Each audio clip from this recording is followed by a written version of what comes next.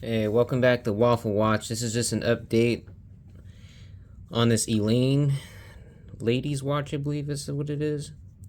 And I'm just kind of doing a pre-assembly before I do a full assembly. Reason being is because when I make the full video of me putting the whole thing together, I don't want to make it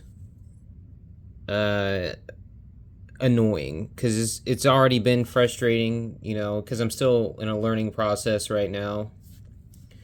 So I'm just going to point some things out, mainly for myself. Oh, okay.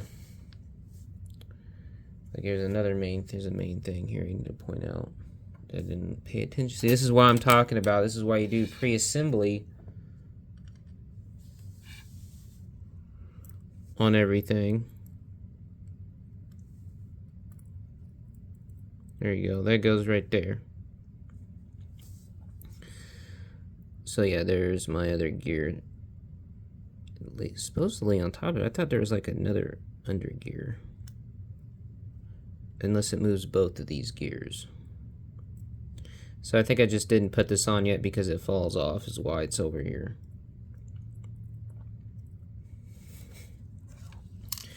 So essentially, I kind of fixed my camera a little bit, figured out some settings on here to tracking autofocus to where I can kind of like move my hand a little bit more but still keep focus more on the item. So I'm thinking that's how a lot of these other YouTubers are doing it with their phone. So I'm just pointing some things out here. Hopefully this balance wheel's not like bent. It's just kind of wobbly. I just gotta put all the gears in here for it to make it more stable. I put this bridge barrel back on. This here, I don't know if I have this set right yet, because it's not actuating. So I gotta figure out what's going on with this. I gotta go back and look and see why this is not where it needs to be, unless I have it on wrong. But I'm thinking this, I assume this little tiny piece is supposed to engage with this, because that's supposed to, the click is supposed to keep it from rotating as you're unwinding as you're rotating the stem. And I found some stuff here. This is mostly reference for myself regarding the keyless works, and I kind of learn how it basically works a little bit more in depth. I watch videos on it, but it's like you don't understand something totally till you do it and you actually understand what the mechanisms do.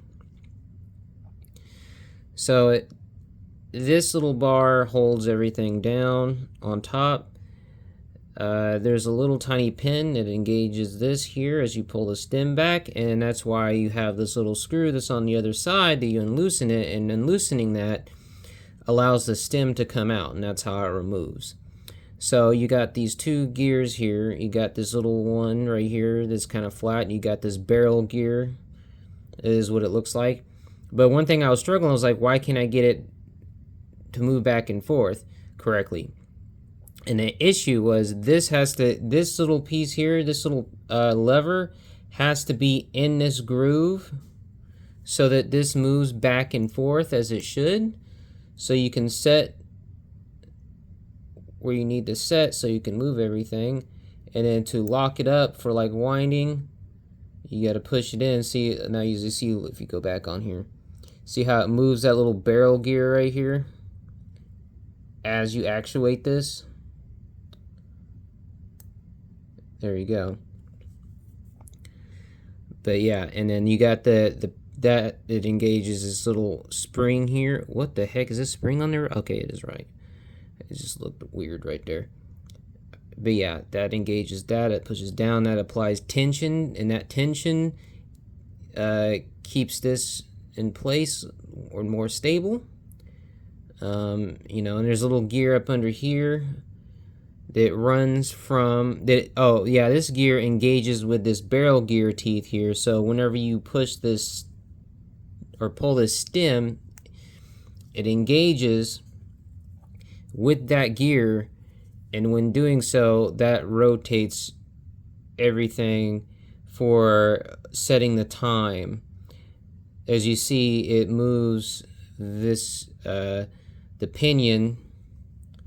If I unengage it, it still moves it for some reason. Probably because I'm twisting.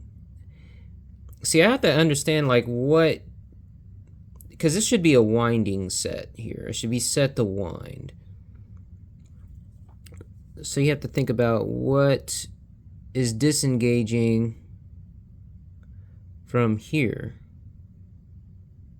So what that's telling me, oh man, I'm dropping stuff. I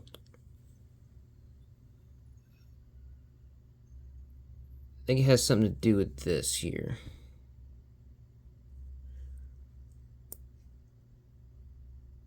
Possibly.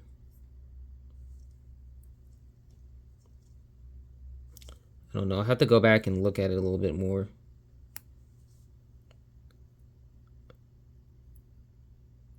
Because this should just set, this should just set the time.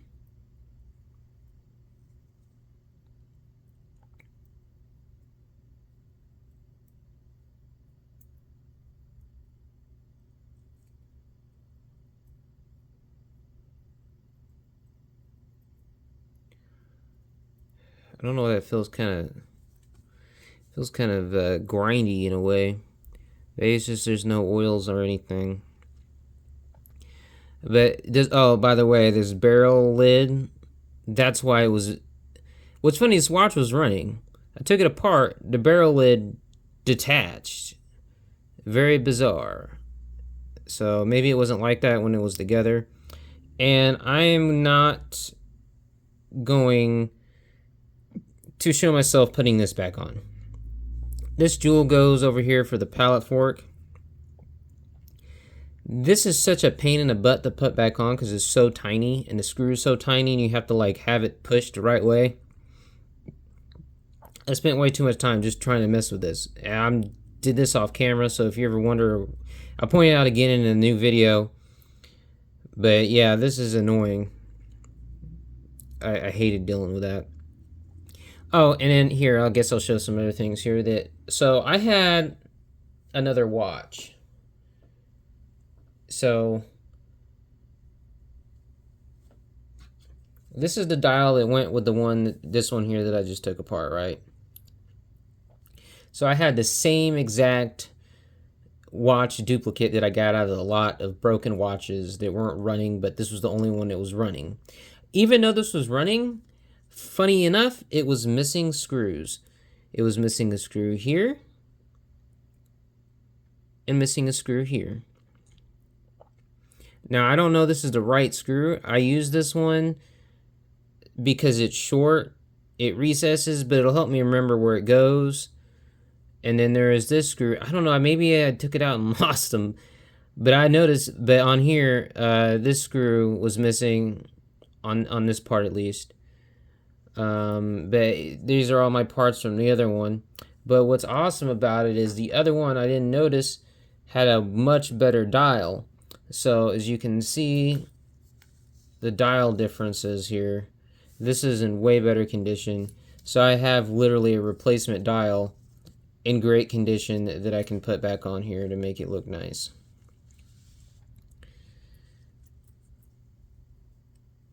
But yeah, there was actually a point where I lost something and I had to replace it. I can't remember what it was.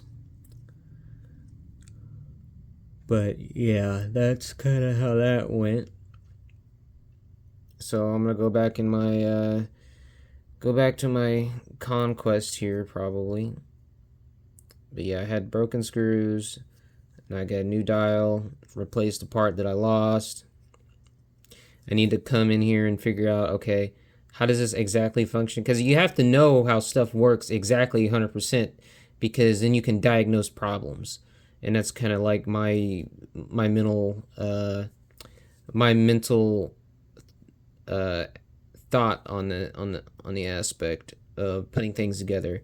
You can't just put things back together and then not understand how it functions, because in that point chain, that in that example, or in that case, you're nothing more than just a parts changer, like a mechanic would be on a car. You know, like an actual mechanic knows how the car functions. A person that just changes parts just changes parts. And you want to be more than that. Probably same thing applies to watches. Oh, and I'll tell you here on this old movement here, this was trash. I can't do nothing with it. So like somebody like smacked the crap out of it. It's like all jacked up here. There's multiple parts like smashed. I don't know if it was one of these. No, maybe it wasn't a bridge. It was like broken. Oh, there's this one area on here that is like completely like wasted. Oh, here, this is where it's at. It just completely caved in right here. And it caused all this to be out of whack. You cannot use this. This is unusable. Unusable. I don't even think you can hammer it back together to make it right. I mean, look at that. That's broken and split where the screw holes are. There's a big dent right here.